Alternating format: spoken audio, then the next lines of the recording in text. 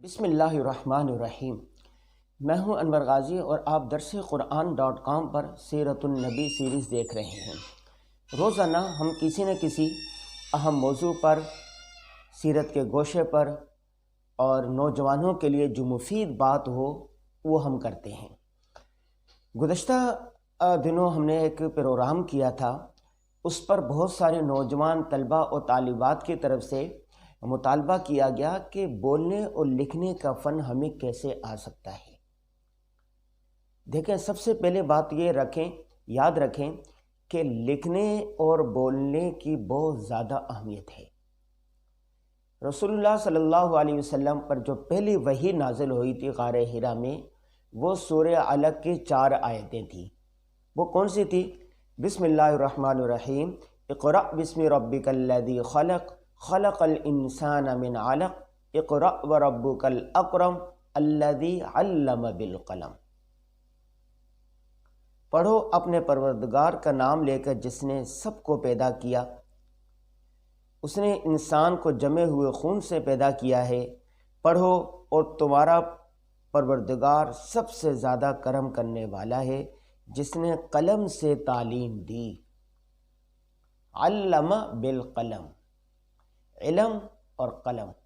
اس سے معلوم ہوا کہ دین اسلام کا جو آغاز ہوا ہے وہ علم، اس میں علم اور قلم کی بڑی اہمیت ہوگی۔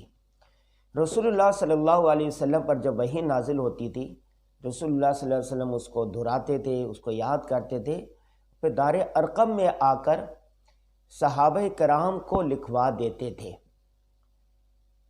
لکھنے والے اگرچہ عرب میں بہت کم تھے، وہاں پر بھی 16-17 بتایا جاتا ہے جو لکھنا جانتے تھے، لیکن علم اس وقت بھی تھا۔ بچہ بچہ اشعار کہتا تھا، 100 اشعار، 200 اشعار، اور اس وقت اسی طرح وہاں پر جو چیزیں ہوتی تھی سب کے بارے میں معلومات رکھتے تھے۔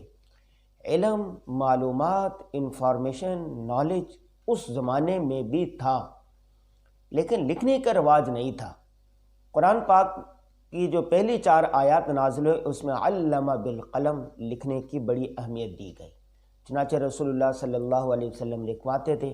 آپ نے سنا ہوگا کہ حضور صلی اللہ علیہ وسلم کی خواہش تھی کہ عمر بن خطاب یا عمر بن جہل کسی ذریعے سے دین اسلام کو تقویت ملے، تو چنانچہ حضرت عمر رضی اللہ تعالیٰ عنہ ایک مرتبہ آ رہے تھے تو کسی نے بتایا کہ بھئی آپ کہاں جا رہے ہیں؟ آپ اپنے گھر کی جا کے تو خبر لیں کہ آپ کی تو بہن اور بہنوئی بھی مسلمان ہو چکے ہیں۔ حضرت عمر رضی اللہ تعالیٰ عنہ جب اپنے بہن کے گھر پر آئے تو دیکھا کہ وہ دروازہ بند کر کے کسی کی تلاوت کر رہے ہیں۔ جب کھولا تو پتہ چلا کہ وہ قرآن پاک، لکھا ہوا قرآن پاک پڑھ رہے تھے۔ ٹھیک ہے، تو حضرت عمر غصے میں آگے اور کہا کہ مجھے دکھاؤ۔ کہا کہ آپ نہیں چھو سکتے، اس کے لیے پاک صاف ہونا ضروری ہے۔ اس کا مطلب ہوا کہ قرآن پاک جو نازل ہوتا تھا رسول اللہ صلی اللہ علیہ وسلم اس کو لکھوا دیتے تھے اور سارے لوگ پھر لکھا ہوا وہ پڑھتے تھے۔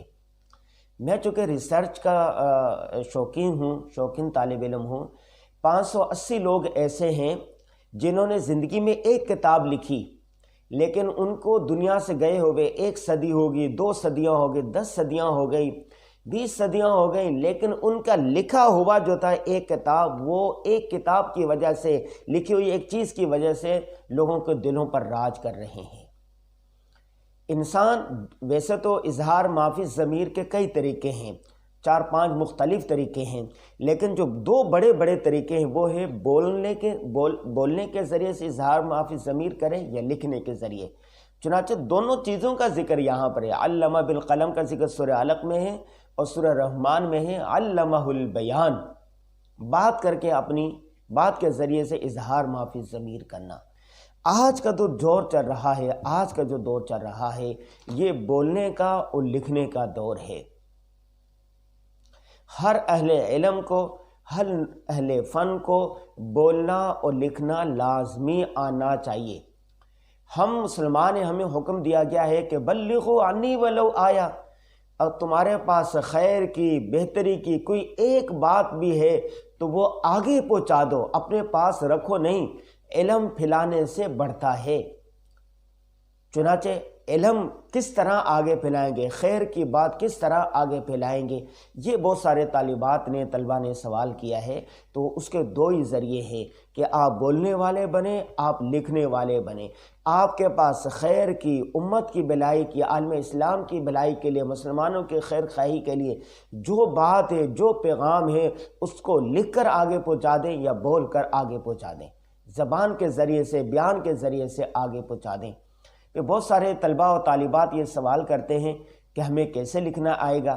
تو اس کا ایک طریقہ ہے، بولنا بولنے سے آئے گا، لکھنا لکھنے سے آئے گا۔ بولنے کے لیے اور لکھنے کے لیے ایک چیز چاہیے، وہ ہے ذخیرہ الفاظ، معلومات، انفارمیشن، نالج۔ جس کے پاس جتنی زیادہ معلومات ہے، جتنی زیادہ انفارمیشن ہے، جتنی زیادہ علم ہے، وہ اتنا بڑا رائٹر ہے، وہ اتنا بڑا مصنف ہے، وہ اتنا بڑا دانشور ہے۔ یہ ڈیٹا کا دور ہے، معلومات کا دور ہے، انفارمیشن کا دور ہے۔ تو آپ زیادہ سے زیادہ پڑھیں، زیادہ سے زیادہ سنیں، زیادہ سے زیادہ آبزرو کریں، چیزوں کو سوچیں، غور و فکر کریں۔ یہ جتنی چیزیں ہیں کائنات کی، آج جدید ترین چیزیں اس کائنات میں موجود ہیں، یہ ساری کے سارے غور و فکر کا نتیجہ ہے۔ لکھنے والے، رائٹر، مصنف، شاعر، یہ جتنی چیزیں، یہ سارے کے سارے انہوں نے تصورات دیے ہیں۔ آپ دیکھیں، ہم پاکستان میں رہتے ہیں، پاکستان کا تصور کس نے پیش کیا تھا؟ علامہ اقبال نے۔ اس نے کہا کہ میرے ذہن میں آتا ہے، ایک خیال ہے کہ فلاں فلاں خطے جوڑ کر ایک خوبصورت ریاست بنائی جائے جس کی بنا ریاست مدینہ پر ہو۔ چنانچہ اس کے بعد قائد اعظم اور ان کے ساتھیوں اور علماء کرام نے اور بہت سارے مسلمانوں نے مل کر یہ تحریک چلائی اور پاکستان ماضی سے وجود میں آ گیا۔ آج جو آپ کو یہ کیمرہ نظر آ رہا ہے جس کے ذریعے میں آپ سے مخاطب ہوں، یا فیس بک نظر آ رہا ہے، جدید چیزیں نظر آ رہی ہیں، سوشل میڈیا ہے، یہ بھی کسی نے سوچا ہوگا نا، کسی نے نظریہ پیش کیا ہوگا۔ تو یہ جتنی چیزیں ہیں جو اس زمانے کے رائٹر ہوتے ہیں، شاعر ہوتے ہیں، مصور ہوتے ہیں، ٹھیک ہے، وہ آئیڈیاز دیتے ہیں، پھر آئیڈیاز پر لوگ کام کرتے ہیں، تو ایک نئی چیز وجود میں آ جاتی ہے۔ تو یہی وجہ ہے کہ ترقی یافتہ ممالک کے اندر، ہر دور کے اندر جو شاعر ہوتے ہیں، جو لکھنے والے ہوتے ہیں، جو بولنے والے ہوتے ہیں، جو بول کر ایک نئے تخیلات کی طرف لوگوں کو مبذول کرتے ہیں، یا لکھ کر ایک نئے خیالات پیش کرتے ہیں، یا اپنی شاعری کے اندر وہ کرتے ہیں، تو اس پہ زمانہ خوبصورت بنتا ہے۔ یہی وجہ ہے کہ شاعروں کی، مصوروں کی، لکھنے والوں کی، بولنے والوں کی ہر زمانے میں قدر کی گئی ہے، کی جا رہی ہے اور کی جاتی رہے گی۔ یہ دنیا کے سب سے خوبصورت لوگ یہی ہوتے ہیں جو خوبصورت تصورات پیش کرتے ہیں۔ آج سے آپ نے یہ کرنا ہے کہ آپ اپنا وقت ضائع نہ کریں۔ سننے کے لیے آپ وقت نکالیں، کتابیں پڑھنے کے لیے آپ وقت نکالیں، اور پھر بولنے کے لیے وقت نکالیں۔ دیکھیں میرے پاس ایک کتاب ہے، ایک کتاب کا نام ہے صحافت ایسے سیکھیں۔ یہ کتاب ہم نے آپ نوجوانوں کے لیے ہی لکھی ہے۔ یہ کتاب لے لیں، اس کتاب کو آپ پڑھیں، روزانہ ایک سبق پڑھیں، اور اس کے بعد دی گئی مشقیں جو ہیں اس کو حل کریں۔ اس طرح آپ روزانہ کوئی ایک کتاب لے لیں۔ آج یہ سیرت کی کتاب لے لیں، محاضرات سیرت، سیرت کا ایک پیغام پڑھیں اور اس پر پھر عمل کریں۔ سیرت کا جو پیغام پڑھیں، جو حاصل مطالعہ ہوتا ہے، اس کو بول کر آگے پہنچائیں، دوسروں تک پہنچائیں۔ جب آپ دوسروں تک پہنچائیں گے تو آپ کا علم بھی پکا ہوگا، مضبوط ہوگا، اور اس میں نکھار آئے گا۔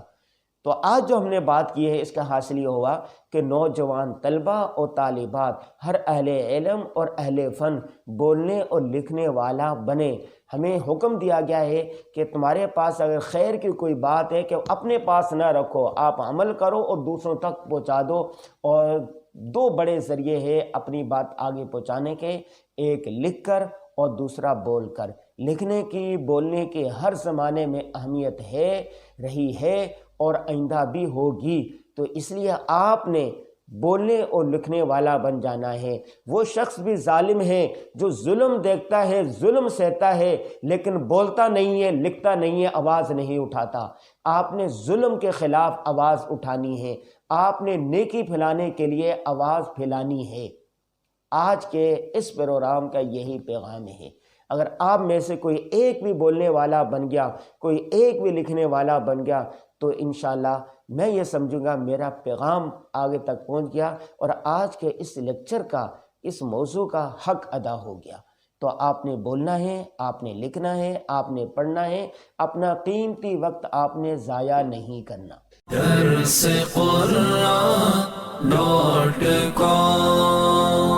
www.darsequran.com